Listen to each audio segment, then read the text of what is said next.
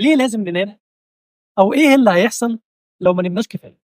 طبعا لو حبينا نستشهد مش هنستشهد باحسن من البروفيسور ماثيو ووكم، استاذ النيوروفسيولوجي والسايكاتري، اللي كتب كتاب مهم جدا في النوم سماه لماذا ننام، او بالانجليزي واي وي سليب. طبعا لازم الاول نعرف ازاي ننام صح وكم عدد ساعات النوم الكافيه في اليوم. عشان ننام صح لازم نثبت وقت النوم، وطبعا يكون بالليل، وساعات النوم تكون على الاقل من 7 ل 9 ساعات. طيب ايه اللخبطه اللي هتحصل لو ما نمتش كفايه؟ الذاكره. بعد فتره المخ بيتوقف عن استقبال معلومات جديده، وبيتوقف عن ارسال رسائل جديده للذاكره. اقرب مثال للموضوع ده لما كنت بتسهر ايام الامتحانات، فاكر لما كنت بتقعد طول السنه ما تذاكرش وتيجي ليله الامتحان تقعد تسهر عشان تلحق السنه كلها، وكنت تلاقي نفسك تيجي في اخر اليوم مش قادر تستوعب حاجه، لانك مش نايم ولان الخلايا العصبيه زي ما احنا بنقول تشبعت. والأغرب من كده انك كنت بتروح الامتحان تاني يوم حتى المعلومات اللي انت مذاكرها وحافظها قبل كده ما كنتش بتعرف تسترجعها، لان دماغك مرهق والموصلات العصبيه بطلت تستقبل وترسل. الزهايمر. وانا كنت بقول ايه؟ شفتوا يا جدعان قله النوم بتعمل ايه؟ لما ما بتنامش في بروتين سام اسمه بيتا اميلويد بيتكون على خلايا المخ، وتراكمه مع الوقت بيسبب الزهايمر.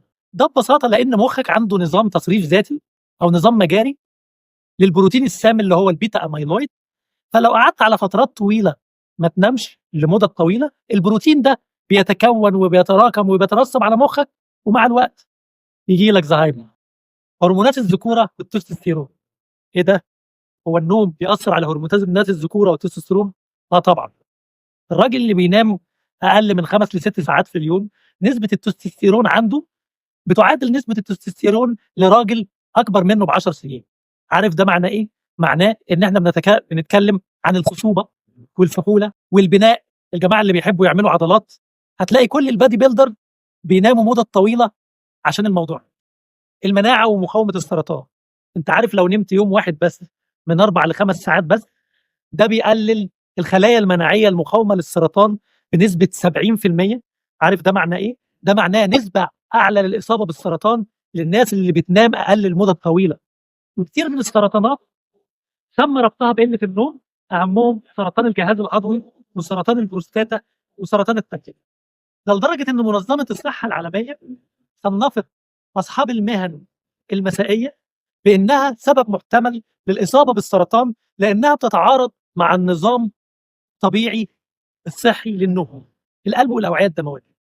اثناء فتره النوم في مواد مفيده جدا بتقلل نبضات القلب وبتخفض ضغط الدم، وده بيقلل الضغط على القلب والاوعيه الدمويه.